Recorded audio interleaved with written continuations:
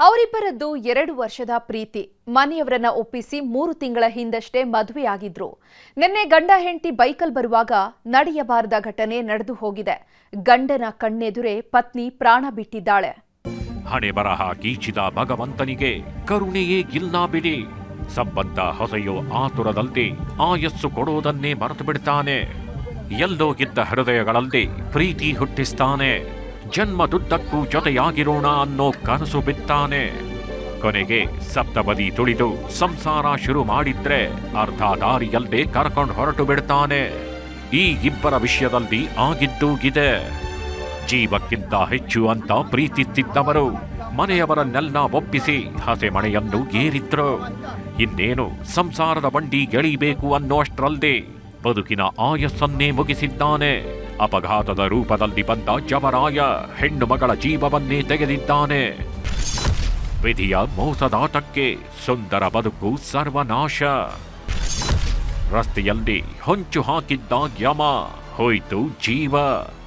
ಇವರಿಬ್ಬರ ಜೋಡಿ ನೋಡ್ತಿದ್ರೇನೆ ಕಣ್ಣು ಬೀಳುವಂಗಿದೆ. ಅಷ್ಟು ಮುದ್ದು ಮುದ್ದಾಗಿತ್ತು ಈ ಸುಂದರ ಜೋಡಿ. ಈತನ ಹೆಸರು ಸುರೇಂದ್ರ, ಈ ಹೆಣ್ಣು ಮಗಳ ಹೆಸರು ವರ್ಷಿಣಿ. ಚಿಕ್ಕಬಳ್ಳಾಪುರ ಜಿಲ್ಲೆಯ ಭಾಗ್ಯನಗರ ತಾಲೂಕಿನ ಪಿಚ್ಚಲವಾರಪಲ್ಲಿಯ ನಿವಾಸಿ. 2 ವರ್ಷದಿಂದ ಪ್ರಾಣಕ್ಕೆ ಪ್ರಾಣ ಅಂತ ಪ್ರೀತಿಸುತ್ತಿದ್ದವರು 3 ತಿಂಗಳ ಹಿಂದಷ್ಟೇ ಮದುವೆಯಾಗಿದ್ರು.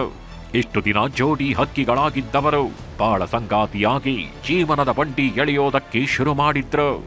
ಆದ್ರೆ ಅಷ್ಟರೊಳಗೆ ವಿಧಿ ಮೋಸದಾಟವಾಡಿದೆ. ಇದು ಈ ಘಟನೆ ನಡೆಯುವುದು ತುಂಬ ಬಾಧಾಕರವಾಗಿದೆ. ಇದರಲ್ಲಿ ನಿರ್ಲಕ್ಷ್ಯ ಧೋರಣೆ ಅನ್ನೋದು ತುಂಬ ಎಚ್ಚೆತ್ತುಕೊಂಡಿದೆ. ಟ್ರ್ಯಾಕ್ಟರ್ ಮಾಲೀಕರು ನಡಿ ರಸ್ತೆಯಲ್ಲಿ ಟ್ರ್ಯಾಕ್ಟರ್ ನಿಲ್ಲಿಸಿರೋದು ಮೊದಲನೇ ತಪ್ಪು. ಅದನ್ನು ಅಲ್ಲೇ ಬಿಟ್ಟು ಓಡಾಡ್ತಾ ಇರೋದು ನಮ್ಮ ಪೊಲೀಸ್ ಸಿಬ್ಬಂದಿಯವರು ತೆಗೆಸಬೇಕಾಗಿತ್ತು. ಅದು ಅವ್ರು ಮಾಡಿಲ್ಲ. ತೆಗೆಸಬೇಕಾಗಿತ್ತು. ಇದೆಲ್ಲ ನಿರ್ಲಕ್ಷ್ಯದಿಂದ ನಡೆದಿರೋದು. ವರ್ಷಿಣಿಗೆ ಓದೋ ಆಸೆ ತುಂಬಾಗಿತ್ತು. ಹೀಗಾಗಿ ಮದುವೆ ಆದ್ಮೇಲೂ ಕಾಲೇಜ್ಗೆ ಕಳಿಸ್ತಿದ್ರು. ಬೆಂಗಳೂರಲ್ಲಿ ಪ್ರಥಮ ವರ್ಷದ BSc ನರ್ಸಿಂಗ್ ಮಾಡ್ತಿದ್ರಿಂದ ವಾರಕ್ಕೊಮ್ಮೆ ಊರಿಗೆ ಬಂದು ಹೋಗ್ತಿದ್ಲು ವರ್ಷಿಣಿ. ಭಾನುವಾರ ರಜೆ ಇದ್ದಿದ್ರಿಂದ ನಿನ್ನೆ ಸಂಜೆಗೆ ಪತ್ನಿಯನ್ನ ಕರ್ಕೊಂಡು ಬರೋದಕ್ಕೆ ಸುರೇಂದ್ರ ಹೋಗಿದ್ದಾನೆ. ಇಬ್ಬರು ಖುಷಿ ಖುಷಿಯಾಗಿಯೇ ಬೈಕ್ ಹತ್ತಿದ್ದಾರೆ. ಇನ್ನೇನು ಕೆಲವೇ ಹೊತ್ತು ಕಳೆದಿದ್ರೆ ಇಬ್ಬರು ಮನೆ ಸೇರ್ಕೊಳ್ತಿದ್ರು. ಆದ್ರೆ ಅಷ್ಟರೊಳಗೆ ನಡೆಯಬಾರದ ಘಟನೆಯೇ ನಡೆದು ಹೋಗಿದೆ. ಬೈಕ್ನಲ್ಲಿ ಬರ್ತಿದ್ದಾಗ ಎದುರಿಗೆ ಬಂದ ಕಾರಿನ ಲೈಟ್ ಕಣ್ಣು ಕುಕ್ಕಿದೆ. ರಸ್ತೆ ಕಾಣದಂತಾದಾಗ ಎದುರಿಗೆ ಕೆಟ್ಟು ನಿಂತಿದ್ದ ಟ್ರ್ಯಾಕ್ಟರ್ಗೆ ಡಿಕ್ಕಿಯಾಗಿದೆ. ಬೈಕ್ ಗುದ್ದಿದ ರಭಸಕ್ಕೆ ವರ್ಷಿಣಿ ಸ್ಥಳದಲ್ಲೇ ಪ್ರಾಣ ಚೆಲ್ಲಿದ್ದಾಳೆ. ಟ್ರ್ಯಾಕ್ಟರ್ ಪಂಚರ್ ಆಗಿಬಿಟ್ಟು ರೋಡಲ್ಲೇ ಬಿಟ್ಟಾಗ್ಬಿಟ್ಟಿದ್ರು. ಆಪೋಸಿಟ್ ಬಂದಿದ್ದ ಕಾರ್ ಲೈಟಿಂಗ್ಗೆ ನನಗೆ ಕಾಣಿಸ್ಲಿಲ್ಲ. ಅದು ಕಾರ್ ಆಪೋಸಿಟ್ ಲೈಟ್ ನನ್ನ ತಲೆ ಕಣ್ಣಲ್ಲಿ ಬೀಳಿದ ತಕ್ಷಣ ನನಗೇನು ಕಾಣಿಸ್ಲಿಲ್ಲ.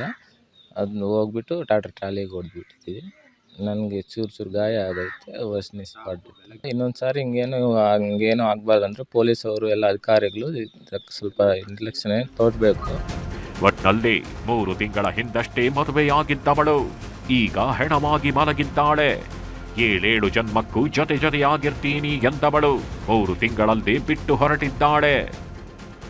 Dattatreya M, news 18, Chikkaballapur.